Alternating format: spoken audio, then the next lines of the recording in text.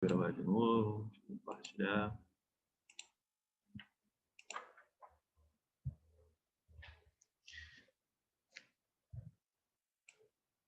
Bom, então o molinismo é uma doideira, irmão. Segundo o molinismo, Deus tem conhecimento perfeito de mundos infinito de cada um dos mundos possíveis. Ele conhece os mínimos detalhes de cada universo que ele não criou. Tendo como base este conhecimento médio de Deus, o molinismo propõe uma espécie de meio caminho entre o monergismo e o sinergismo. Então, olha a loucura, irmãos. É como se Deus soubesse, se eu tomar tal decisão, vai acontecer isso. Se eu tomar outra decisão, vai acontecer aquilo. Se eu tomar uma terceira decisão, vai acontecer outra coisa. E aí Deus escolheria, uma dessas possibilidades, que estaria conforme o decreto dele. Ou seja, nesse multiverso de mundos possíveis, de possíveis decisões que eu poderia tomar acerca de algo, principalmente aí no caso da salvação, Deus ele escolhe aquela possibilidade que está conforme o decreto dele. Uma visão doida, tá, irmãos? Aí ele chama isso de conhecimento médio. O que é o conhecimento médio de Deus no molinismo? É esse entendimento de que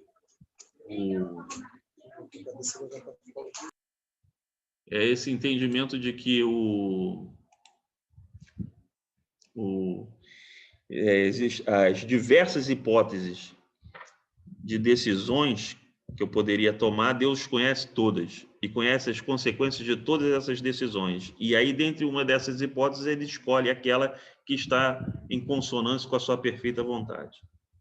Tá? Os irmãos entenderam alguma coisa? Que isso é coisa de doido, irmão. Isso é coisa de doido. O senhor está falando e minha mente está assim, não faz sentido. Não faz sentido. Mas é igual o multiverso da Marvel. Você não é. O Homem-Aranha de um lugar é ruim, o Homem-Aranha do outro é bom. O Homem-Aranha de um resolve namorar lá a Mary Jane, do outro resolve namorar outra menina. E aí é como se Deus estivesse olhando e contemplasse todas essas possibilidades de universo, de vida das pessoas, mundos paralelos. E dentre esses mundos paralelos, de todos eles possíveis, dos bilhões de mundos paralelos possíveis, olhando para as infinitas decisões que nós tomamos na vida, existe um mundo, uma vida que nós temos que estaria em consonância com a perfeita vontade de Deus com relação à salvação. Coisa de louco, irmão. Era um padre jesuíta, tá? Coisa de louco. Coisa de louco. Pelagianismo. Aí vamos entrar no sinergismo, onde o homem coopera na salvação, só que dentro de uma visão antropocêntrica, ou seja, o homem no centro, ou seja, o homem faz tudo sozinho. Tá? Deus, o que Deus faz? Só dá o exemplo. Essa era a visão de Pelágio. Para Pelágio, o defeito central do monergismo é que ele aniquila a responsabilidade moral humana. Se o homem é apenas o recipiente passivo da salvação, que incentivo pessoas teriam para buscar a Deus? Que motivo Deus teria de fazer repetidos apelos à salvação por meio do arrependimento, se este arrependimento fosse, na realidade, impossível aos homens? Então, funciona da seguinte maneira. Se Deus já me predestinou ao inferno, para que Jesus vira para mim e fala, arrependei-vos, pois é chegado o reino dos céus? Não tem sentido. Tá? Se eu não vou me arrepender, que ele já predestinou que eu não vou me arrepender, por que ele fala para eu me arrepender? Tá? Então, é um questionamento do sinergismo. Tá? Esses questionamentos já começaram a surgir lá na remonstrância lá com Armínio. Tá? Só que Pelágio ele colocava muito a total responsabilidade total responsabilidade da salvação na mão do homem. Tem praticamente a ação de Deus. A única ação de Deus era a questão do exemplo. Tá? Então, entender dessa forma. Tá? Vamos voltar para o Pelágio aqui, que era o radical. É necessário lembrar que Pelágio ensinava que o pecado original não alterou substancialmente a natureza humana. Não há para Pelágio qualquer noção de que o homem pecador é escravo de seus pecados, ou de que o homem natural se recusa a vir a Deus. Ou seja, não tem influência pecaminosa alguma na vida do ser humano. Esse é o pensamento de Pelágio, tá? Então, ele já é o outro extremo, né? O problema, segundo ele, consistia em duas coisas: a falta de um bom exemplo moral que pudesse instruir pecadores em como viver corretamente e a falta de vergonha na cara por parte de pecadores que se recusavam a obedecer a Deus. Então, Pelágio falava que todo mundo era cara de pau. Tem uns crentes assim na igreja, tá, irmãos? Eles acham que todo mundo está errado, que todo mundo não quer se consertar, que é todo mundo sem vergonha, mas ele não olha para dentro de si. Tá? Tem uns assim na igreja. Isso daí é... Verdade. Então, é assim que funciona. Então, o Pelágio, ele é mais ou menos assim, tá? Acho que se tivesse o WhatsApp, ele estava mandando uma mensagem pro pessoal: se conserta, se conserta, se conserta. Tá? Ele gosta. Tá tudo certo. Resumidamente, pelagianismo, né, é um sistema de salvação por obras, né? Não é pela fé. A fé só é importante como pré-requisito para o cumprimento das obras. Afinal, só obedeceremos às ordens de Deus se crermos nele. No mais, não há transformação real do pecador a partir do sacrifício de Cristo, porque nunca fomos realmente afetados pelo pecado original. Então, Pelágio, ele coloca que, na verdade, o papel de Deus é simplesmente a existência dele. Para me achegar a Deus por decisão própria, eu tenho que crer que ele existe. Né? Basta eu decidir. Eu creio que ele existe, a fé só serve para isso, para eu crer que Deus existe. Aí, crendo que ele existe, eu tenho capacidade própria de me chegar a ele sem influência do pecado, sem problema com a minha natureza. Tá? Isso é o sinergismo de Pelágio. A única coisa que Deus opera é existindo, tá? E dando o exemplo através de Jesus Cristo. Aí vem o arminianismo, o sinergismo teocêntrico. Se Pelágio contestou os ensinamentos de Agostinho com uma soteriologia sinergística centrada na liberdade,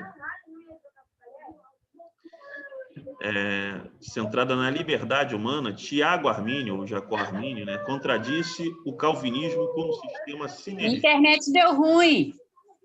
Tá. Só vou fechar. Voltou agora. Tá. Só vou fechar o microfone. Seu e da irmã Kelly. Pode ser, Kelly. Para poder. Paz, pastor. Para poder o pessoal ouvir melhor, não ficar o som de fundo. Então, Tiago Armínio contradisse o calvinismo com um sistema sinergístico centrado no amor universal de Deus, ou seja, Deus, ele ama a todos e quer salvar a todos e não somente alguns, conforme o calvinismo diz.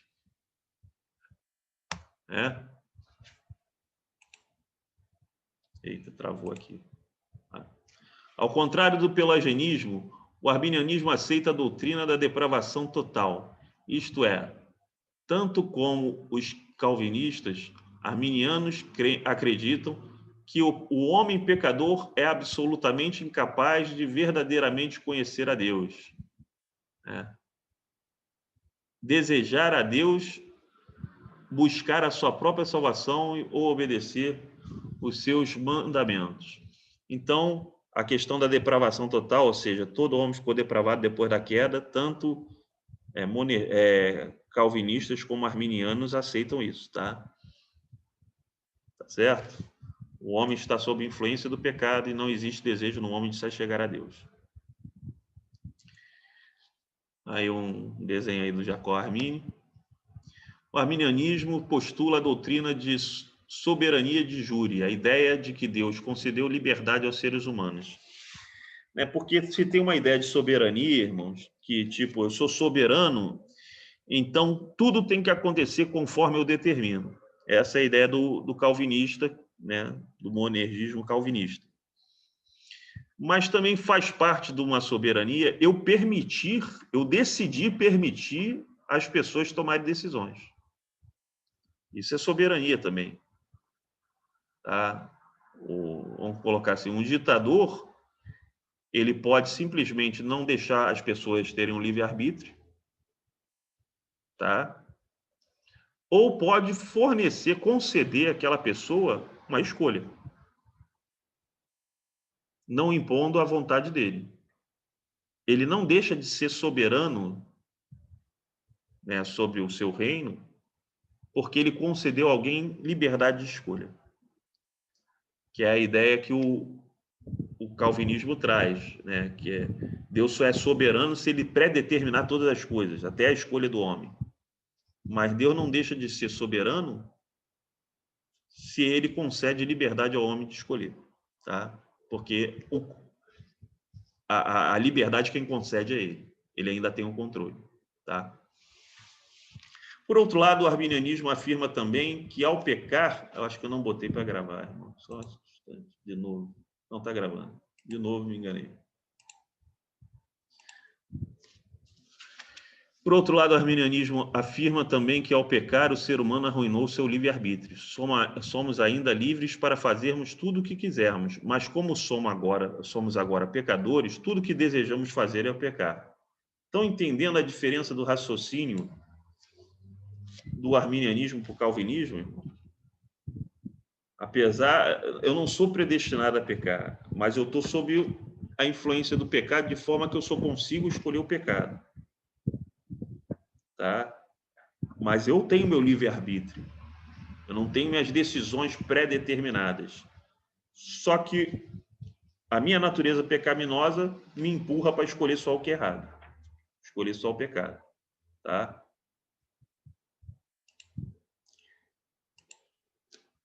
A diferença real entre arminianos e calvinistas, duas principais linhas, respectivamente, do monergismo e sinergismo no contexto evangélico, está em suas definições da doutrina da predestinação e da graça.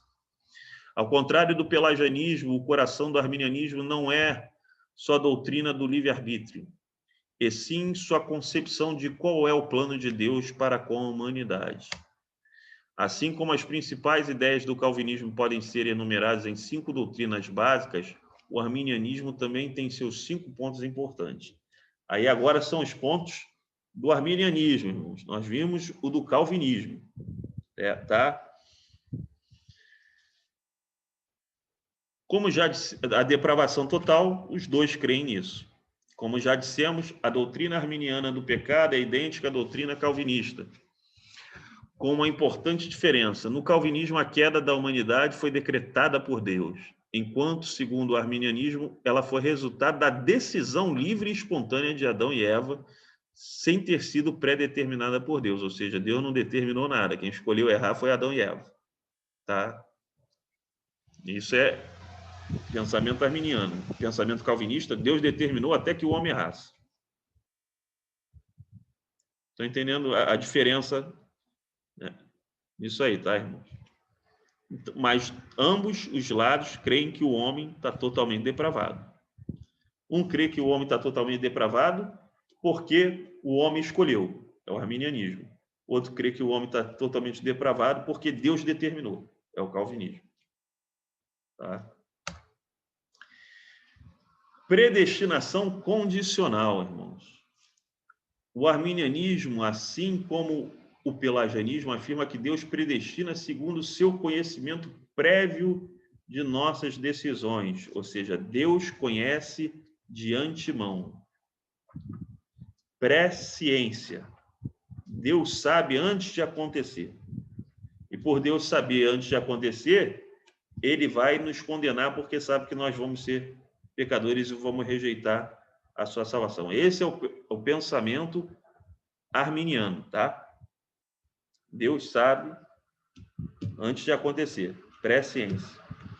Mas diferente do pelagianismo, o pelagianismo é sinergista também, mas é outra corrente. Mas diferente do pelagianismo, o arminianismo não aponta para as obras como aquilo pelo qual Deus determina quem eleger, mas fé.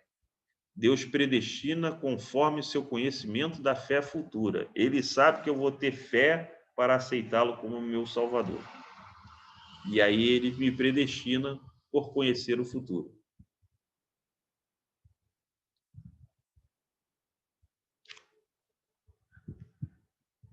Tá? Eu tô vendo o pessoal balançar a cabeça, mas não tô ouvindo. Tá tudo certo. Mas vamos lá. Cristo morreu por todos, não apenas pelos eleitos. Expiação ilimitada, não tem limite. No calvinismo é expiação limitada, tem limite, é só para alguns. Jesus morreu por alguns. No arminianismo, não. Jesus morreu por todos, não apenas pelos eleitos. A pessoa é que escolhe, tá, recusar essa expiação. Essa é a visão do arminianismo. Ela recusa, né, aceitar que Jesus morreu para pagar os pecados dela. É quando ela recusa Jesus como seu Salvador. Tá? Como Deus deseja que todos sejam salvos e como Ele oferece sua graça para que todos venham à fé, foi necessário para que esta oferta seja real e não apenas ilusória, que Cristo morresse pelos pecados de todo mundo, mesmo pelos pecados daqueles que o rejeitariam. 1 Timóteo 2,4, tá, irmão? Acho que é 2,4. E Deus quer que todos cheguem, todos sejam salvos e cheguem ao conhecimento da verdade. Tá? 1 Timóteo 2,4. Eu conversei com uma menina um tempo atrás, que ela era assembleana e foi para presbiteriana. Aí, às vezes, a gente pode pensar assim, mas que absurdo. Né? Eu estou vendo. Mas o que acontece? Foi pela falha da Assembleia de Deus que a Assembleia de Deus ela tem uma falha enorme. Ela tem uma lacuna entre uma geração antiga que não tem estudo e jovens que ouvem uma opção de coisa e não sabe responder a isso. Aí sumiu de novo. O que aconteceu? Está aqui. E não sabe responder a isso. A Assembleia de Deus ainda não sabe responder a isso. Tá? E ela tem uma grande dificuldade de lidar com isso. E a presbiteriana, ela ensina todo um estudo teológico. Apesar de ensinar essa parte soteriológica da maneira calvinista, todas as outras áreas da teologia, a presbiteriana vem com a base e oferece algo que a Assembleia de Deus não oferece. E oferece para todos, não é para alguns, não é quem quer fazer seminário, não. Não é no seminário que a presbiteriana oferece isso. Ela oferece nos seus cultos de doutrina. E aí seduz o jovem, vai embora. Vai embora. E aí eu estava conversando com ela, tem um outro rapaz também que eu ensinei música, tocava comigo, ele vai se formar ano que vem, oficial da Marinha, né, guarda-marinha, e ele foi para a presbiteriana também. Ele está namorando uma menina da presbiteriana. Eu falei para ele, tu vai batizar a criança, hein, rapaz? Tu vai ter filho e batizar a criança, está errado, sabe que está errado. Aí ele fica meio sem graça. Mas com a menina, quando eu falei que em 1 Timóteo aí, 2, tinha esse versículo que Deus queria que todos fossem salvos, ela falou que esse todos não é dessa maneira, que todas as pessoas, mas está se referindo a pessoas de várias raças, tribos e nações. Eu falei, não, o termo em grego é cosmon, está falando de todo mundo. É o que eu falo de saber a língua original, irmãos. Porque senão o pessoal te enrola. Igual enrolou ela, ela foi, e aí ela ali desconversou. E está na presbiteriana com o marido. Tá? Foi uma menina também que eu ensinei música, lá do Rio Grande do Sul. Tá? Então, a Assembleia de Deus, o futuro dela é perder os jovens. Tá? Se ela não se adequar, não se enquadrar, ela vai ficar com essa lacuna de uma geração que não precisava ter esse conhecimento e de uma geração que precisa ter esse conhecimento, porque senão o outro conhecimento encanta. Esse é um problema da Assembleia de Deus. Mas vamos voltar aqui na expiação ilimitada. Vamos para o próximo ponto do arminianismo. Graça preveniente. O Espírito Santo opera de modo resistível, atraindo pessoas para Deus e gerando a fé em Cristo. Nada podemos fazer para criar a fé em nós mesmos. Mas se não impedirmos a ação do Espírito Santo, ele produzirá a salvação em nós. Aqui está meio mal explicado nesse slide, tá, irmãos? Esse slide é do Instituto. A graça preveniente, ela é um favor que Deus nos faz, graça já é o favor imerecido, e que Deus ele nos coloca numa condição de nós rejeitarmos aquela opressão da nossa natureza pecaminosa que nos faz pecar o tempo todo. Sem Deus agir na gente, o pecado nos domina. Quando Deus age com essa graça, Deus ele nos liberta dessa ação do pecado que nos domina. Pai do Senhor, né? Dessa ação do pecado que nos domina e nos coloca em condições de escolher sem influência do pecado. Tá? E aí é que nós podemos dizer sim ou não para Deus. Nós, nesse momento da ação do Espírito Santo, estamos libertos da ação do pecado pela ação única de Deus. Deus, ele vai, nos produz a fé para isso, né? Nos tira dessa escravidão, nos produz fé, e aí nós temos liberdade para escolher se queremos a Cristo ou não. Esse é o raciocínio de graça preveniente do arminianismo, né? Tá? Então, isso é graça preveniente. Não é graça irresistível. Graça irresistível é lá do calvinismo, onde Deus opera no ser humano gerando a fé de maneira que ele não consegue recusar o próprio Jesus. Tá? Esse é o raciocínio calvinista. Raciocínio arminiano, não. Deus ele produz uma libertação da influência do pecado e uma fé na pessoa para que a pessoa escolha e a pessoa tenha a capacidade de escolher se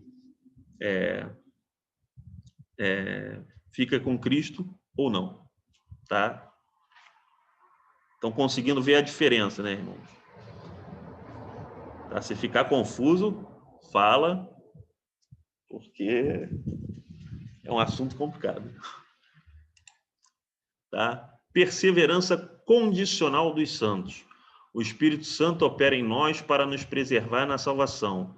Mas como esta salvação está baseada em nossa fé em Jesus, se perdermos esta fé, perdemos também a nossa salvação. Ou seja, diferente lá dos pontos do calvinismo, em que tem a perseverança incondicional, que leva aquele raciocínio de uma vez salvo, salvo para sempre, né? Nós temos aqui no arminianismo a perseverança condicional. Você pode perder a salvação.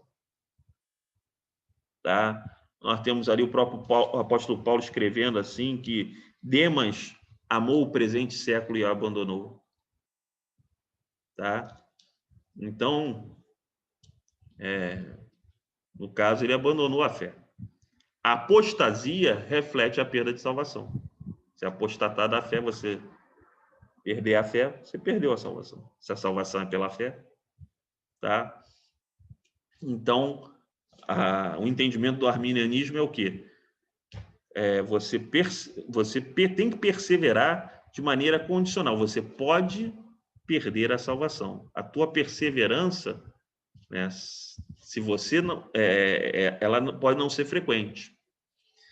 O do outro não, é incondicional a perseverança, ou seja, você é salvo, você vai perseverar, uma vez salvo, salvo para sempre. Se você não perseverar, é porque você não é salvo. Esse é o raciocínio lá do calvinismo. Ficou confuso isso aí, irmãos? Ou ficou mais claro? Tá? Então, nós vamos passar para o próximo slide.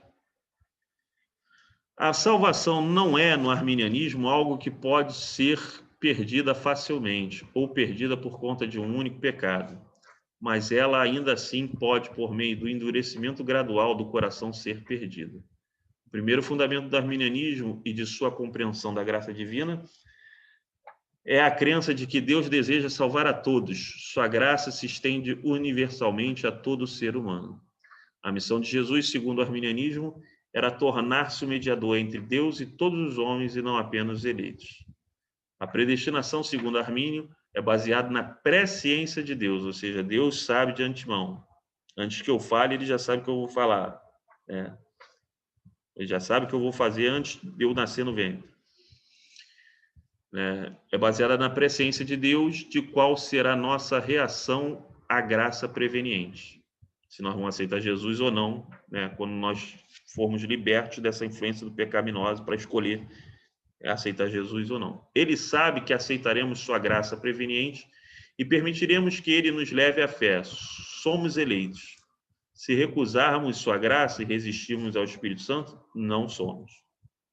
E aí vai entrar no capítulo 4, que vai ser da semana que vem. E agora, uma reflexão, irmão.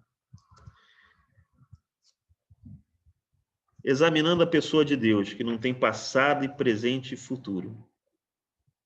Tá? Não tem passado, presente e futuro. Não tem tempo cronos.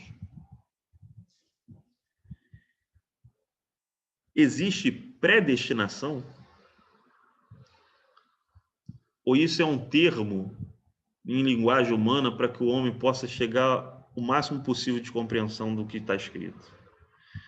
Porque predestinação é um termo de acontecimentos em ordem cronológica, assim como presciência. Eu tenho que saber antes, ou seja, eu sei antes de um evento acontecer. E para Deus não tem antes e depois. Então, esses termos, irmãos, eles não têm lógica quando se pensa na pessoa de Deus.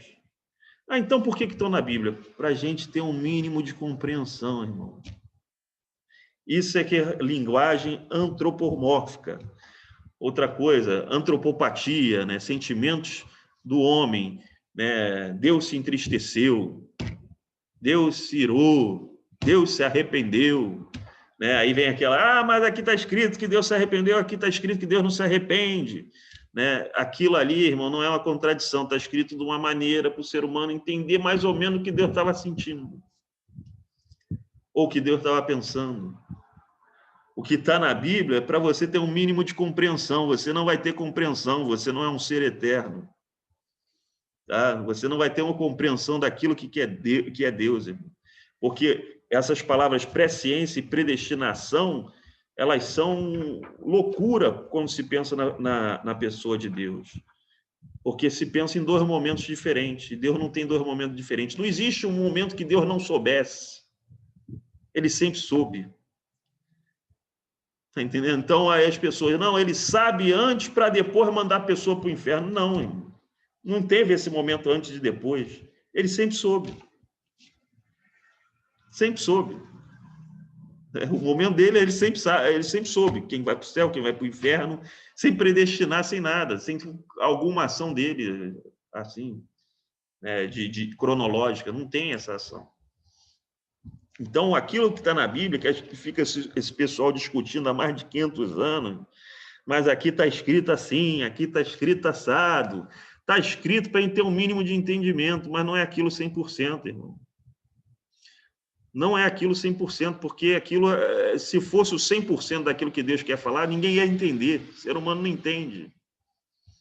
Tá? É por isso que, quando Paulo ele fala que o que tem no céu são coisas que os olhos não viram, os ouvidos não ouviram, nunca chegaram ao coração do homem, é porque realmente não dá para contemplar.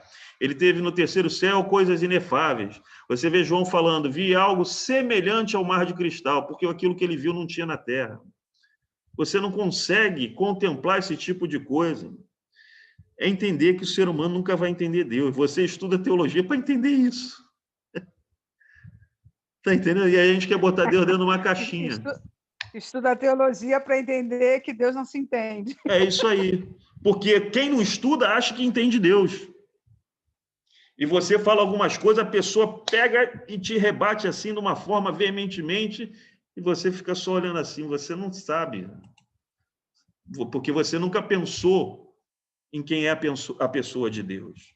Deus está além da compreensão humana, irmão. Por isso que está lá, Deuteronômio 29, né? Coisa revelada é para o homem, oculta é para Deus. Por que tem coisa oculta? Porque o homem não entende. Se o que já está revelado já é confuso, irmão, e o resto, então, como é que ia ficar? Está entendendo? E é essa compreensão que nós temos que ter de Deus. Né? Eu tenho um pastor, né, conhecido meu de um grupo que aqui está, pastor Ranulfo, ele fala muito num tempo que não tinha Novo Testamento. Ele fala muito dos pais da igreja, essa coisa toda, e não tinha Novo Testamento, e a igreja existia sem escritura. Tá? Por que a igreja existia sem escritura? Né? Porque sem o Novo Testamento também passou um tempo sem o Antigo Testamento. O Antigo Testamento acho que foi formado por volta de 2, 3 séculos antes de Cristo, tá? Que a gente tem definido, né, como Antigo Testamento, separando dos livros que tem na Bíblia Católica, essa coisa toda. Ou seja, a maior parte do tempo o povo de Deus viveu sem compreender quem era Deus efetivamente. Quando Deus permitiu que se tivesse as Escrituras, o pessoal se prendeu muito nas Escrituras e esqueceu de refletir em quão grande é a pessoa de Deus e quão acima ele está das Escrituras, porque as Escrituras é somente aquilo que o homem pode compreender. O povo desistiu. O povo desistiu de pensar em quão grande é a pessoa de Deus. A partir do momento que a Escritura apareceu, o povo ficou só as Escrituras, só as Escrituras. Deus está além das Escrituras. Tá? Deus ele está além das Escrituras. O que tá, então a Escritura não é a palavra de Deus? Irmão. Mas é a palavra de Deus que o ser humano compreende. Deus ele está além daquilo. Se ele falasse mais coisas, a gente não ia entender. Põe isso na cabeça. Eu, às vezes, fico conversando com a irmã Tereza, que está aqui presente, sobre o livro de Apocalipse. Eu não tenho o mínimo de pretensão de entender esse livro. Porque é coisa de maluco. É coisa de doido. Cada um entende de uma forma. Irmão. Eu não tenho o mínimo de pretensão. E quando ele foi escrito, os apóstolos já tinham todos morrido, menos o que escreveu. Então, para salvação não faz efeito algum, irmão. Seja salvo lendo as epístolas, ou seja, você não depende de 100% das escrituras ali na questão da salvação. Está entendendo, irmãos? Deus ele está além das escrituras. Além. Por isso que a igreja já existia ali no tempo do Novo Testamento sem ter escritura em si. Você tinha os escritos das Escrituras, mas não tinha escritura definida. Fora os escritos da Escritura, tinha vários outros escritos que também eram utilizados por algumas igrejas. E aí a gente começa a ver como é que a igreja sobreviveu sem escritura. É porque Deus é maior que a escritura, irmão. Deus ele está além disso. Tá? A escritura define a nossa limitação da compreensão de Deus. Se já lendo a gente já entra nessa confusão toda, o presbiteriano não se dá com o assembleano, que não se dá com o batista, e por aí vai, porque cada um tem entendimento diferente. Como é que fica? Então, é entender isso. Quando a gente pensa na pessoa de Deus e nos atributos de Deus, principalmente aqueles que são incomunicáveis, que os comunicáveis são fáceis, nós temos também. Né? Os atributos comunicáveis de Deus nós temos. Onde define ali a imagem e semelhança de Deus nas nossas vidas. Mas os incomunicáveis, onisciência, onipotência, onipresença, quem é que contempla isso com a mente humana, irmão? Ninguém. Então, quando a gente começa a pensar na pessoa de Deus, a gente vai vendo que Deus está além das Escrituras. E que a Escritura, na verdade, é a palavra de Deus para o ser humano, dentro daquilo que o ser humano consegue compreender. Tá? Ficou muito confuso, irmão? Ou foi muita filosofia? A filosofia o pessoal que estava com raiva do calvinismo aí agora está vibrando. Tá certo. Tá certo. Irmãos, os alunos que vão fazer prova, pelo amor de Deus, alguma dúvida?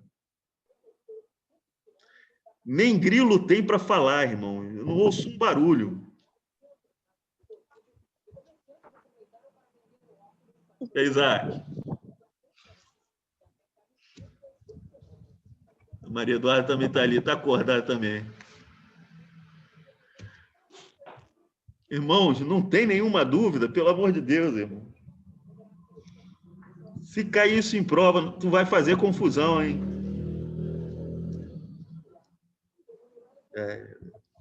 Então, a gente pode encerrar sem pergunta?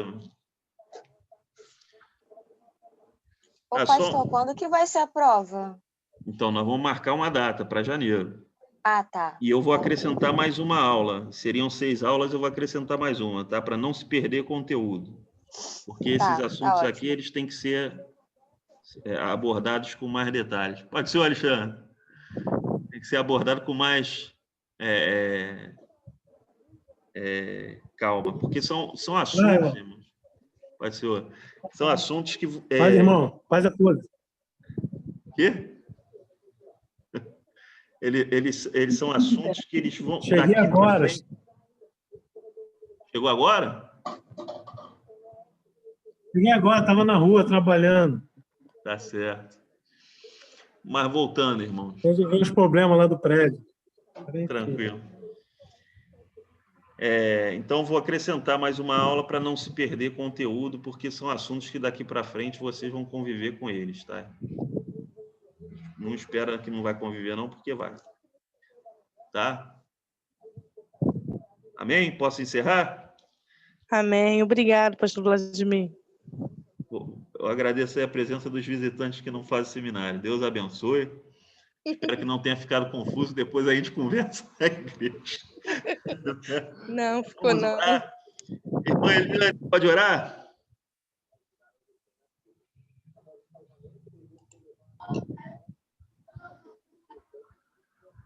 Irmã Eliane. E foi. Então, Cíntia, ora aí, por favor. Amém. Senhor, meu Deus, meu Pai, louvamos e engrandecemos o Teu nome, Senhor. Eu quero te agradecer por esta aula, Senhor amado. Nos dá entendimento, Senhor. Abre o nosso entendimento para aprender, Senhor amado. Toma o nosso pastor nas Tuas mãos, que tem ministrado, Pai, que dessas aulas, a cada um do Pai querido, dos alunos, meu Senhor. Fica conosco, nos dá uma noite abençoada, nos guarda, nos livra de todo mal. Em nome de Jesus, amém. Amém. Amém. Então, Deus abençoe os irmãos, que o amor de Deus, a graça do Senhor Jesus e as doces consolações do Espírito Santo seja com todos. Amém? Amém. Vou encerrar, irmãos. Amém. Deus Amém. abençoe. A paz. Vai ser